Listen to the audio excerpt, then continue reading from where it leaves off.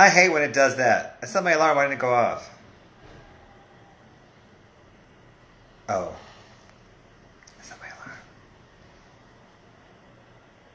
I set my alarm and it has 14 seconds left. Isn't that annoying? So Jemel, I hope he knows to come back on. Yes, good. He's there. Okay, perfect.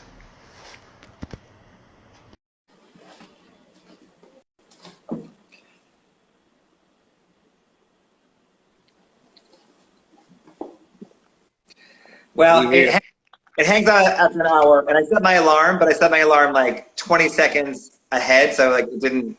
I forgot. So It's after all 1 hour, good. Look, the people coming back. We all still in here. What up, y'all? What up, everybody? First, thank you all for being here, whether y'all here because you know of me or just because you're supporting Damon. Appreciate it. all right. So we were talking about Lizzo because I remember that show. Lizzo was watching Janelle's show. She was next to the stage, and she told me about me. Damn, boy, you be everywhere. Yes, that's true. I mean, So I remember Yeah. saying that, and I met her years, a couple years before Damon, that. I'm But seeing people say Damon blocked Touch Jones. oh, I think Touch Jones might be getting a little crazy out here in the comments, and the people well, got love for we us. can block someone real quick. I will. I love to block a person. Okay, cool. Let me see who it is. First of all, I don't see. Um. Anyway, let's continue. So Okay. you start working with Lizzo, and the first thing was for Ellen. You said. Yeah, so Nikki, Touch Jones is a confused hater. Anyway, all right, yeah, we won't give Touch any more energy. Yeah, I agree. so yeah, the first thing was Ellen at the top of last year. So that was, if I'm not mistaken, her first live performance on TV, or at least on TV for Juice. And then the rest was history. It's funny, she came into rehearsal the first day. I had some tequila, and Blocks. Listen, by the way, blocks. okay. Okay, go. Sorry. Um, so yeah, came into on the first day. Thank you, Nikki. She said I will fuck someone up about my baby daddy. Listen, we know you will, Nikki. um, yeah, so came into rehearsal on the first day, and I happened to have some Casamigos. And I'm telling you, like, I approached this one totally different because I just wasn't even sure if I was ready to take on another artist at this point because I was so invested. I'd already been doing John Legend for a while.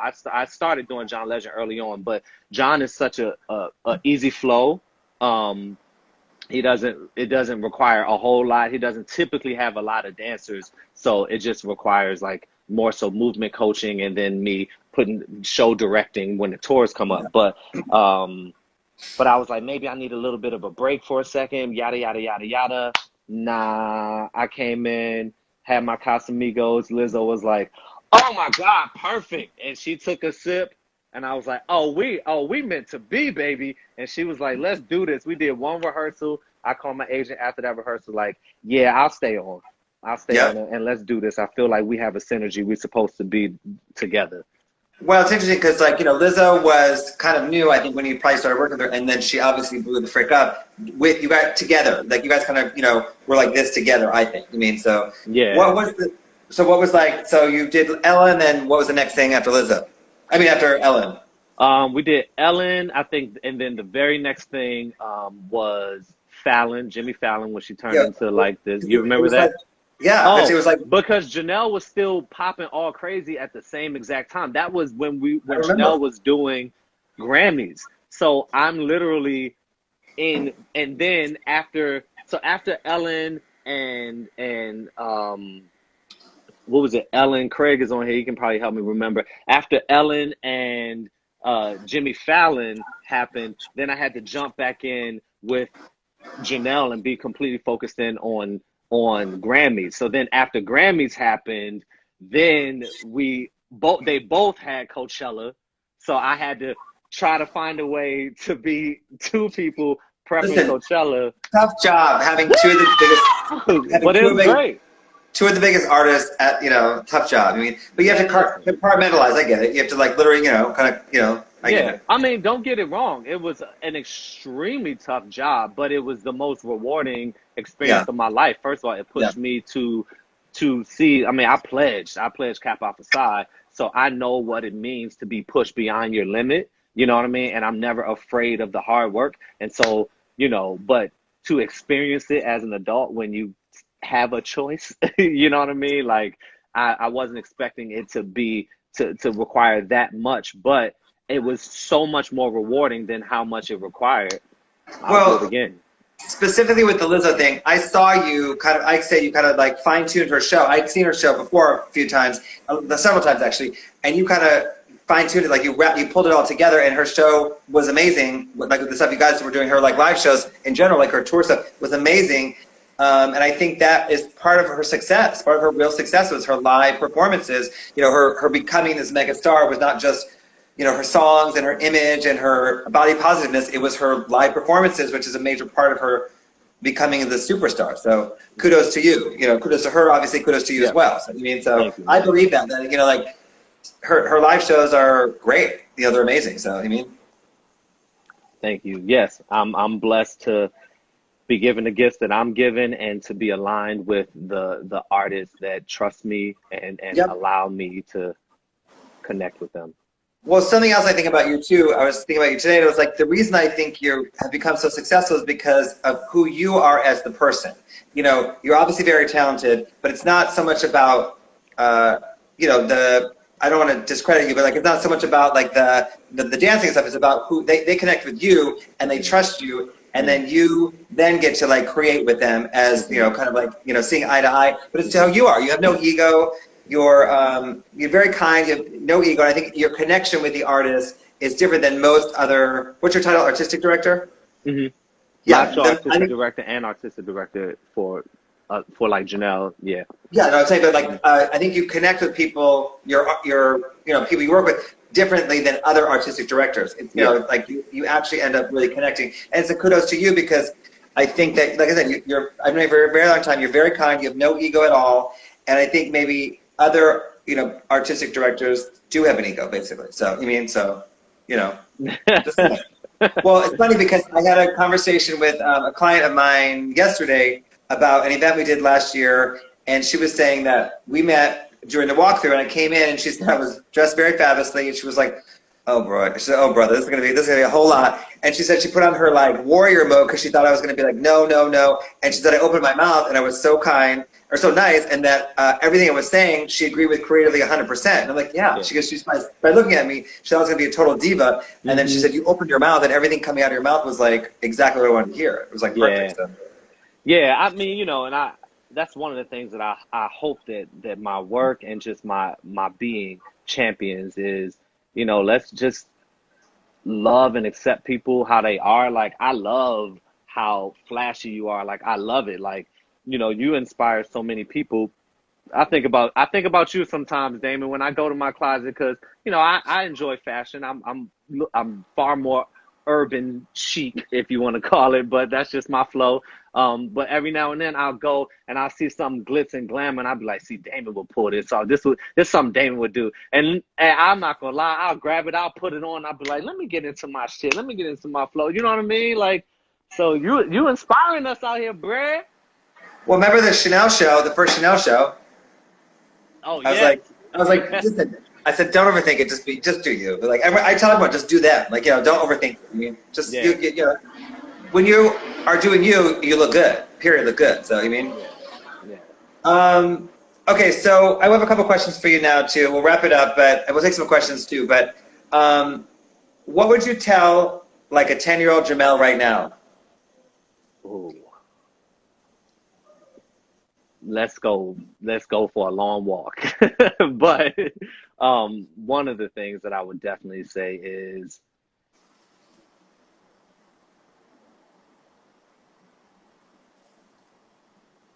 you are great and perfect just as you are. Oh, that's amazing. That's beautiful. Yeah, and the world needs you as you are. Oh, And that's don't so try beautiful. to adjust to be anything or anybody else. That is so beautiful. Yeah.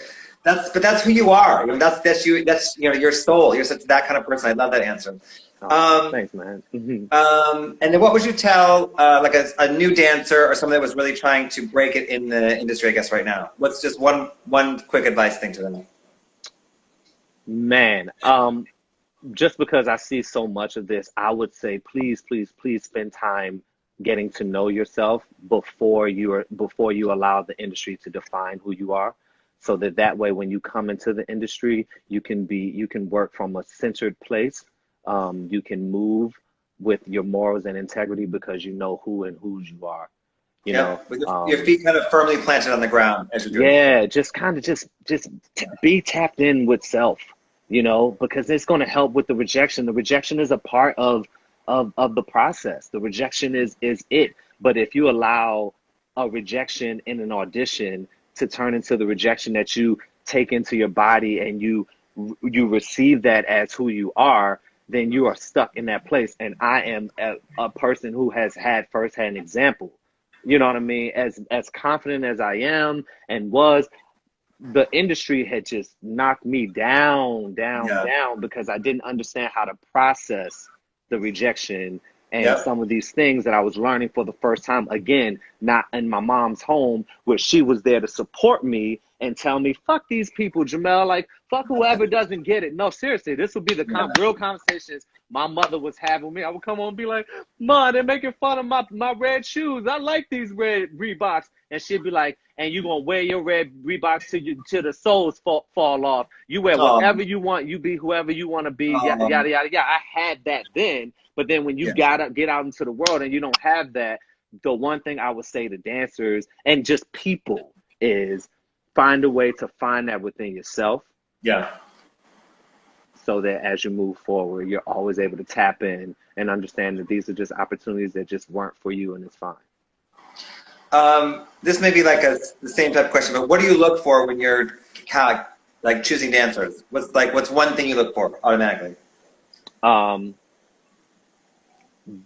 Beyond skill set, I feel like I can see exactly what I'm saying. I feel like I can see when a person is centered in self. Yeah. When a person, you know, you get a lot of, let's just take an audition, for example, and, you know, people showing off. And I get it. Everybody, you never know. This might be this person's like, they might be down. They spent their last $2 to get here. And they're like, I need this job. So some people will come after it like, I need it. And just for any dancer that might be out there to know, we can feel that energy. We can feel the desperation behind the table. But that person that is sound in self, sound in their faith, sound in knowing that I'm me, I'm going to be all right. Either you want what I got to offer you or you don't. Somehow, energetically, for me, I end up seeing that person. So I can have 4 people literally fighting over my attention right in front of me, doing splits on the table and whatever, right? But that person that's right over there on the side that's just staying right in their little thing and they're just doing them. However they do them, whatever their them is, I'm not even seeing all the buffoonery that's happening right here that's desperate for my attention. I'm seeing this person that's lost in the moment, that's lost in themselves. And then I'm like, that is a person that I would like to have on stage. Well, it's interesting because I wouldn't, you know, I kind of say I always see the special ones in a room, like, you know, in my parties and stuff. It's not you know, it doesn't have to be like a famous person. I see the special ones. And to me, I say the word stars. I don't mean famous at all. That the people that, if there's all this like not chaos, all these people dancing in front of you, trying to get your attention, you see the star though. That's what it is. That's how I see it. So that's how I interpret that. You do. One more thing. Did you, so like, you know, when you're 10 or whatever in DC, did you kind of envision this? Did you think this was like, is this, because I did not know I would be working in the thing, I knew what I kind of wanted to do but I didn't, I mean, I kind of had an idea, but did you envision it like this? I did not. Yeah, okay, at all, right? Not like this. I've always felt greatness on my inside. Yeah. I've always felt purpose in spreading love and positivity on the inside. But I did not envision it being like this. To be honest, I ran away from dance and choreography. You know, because it came so natural, I took it for granted. and I Yep. didn't understand how much of a storyteller I was within Yep. it.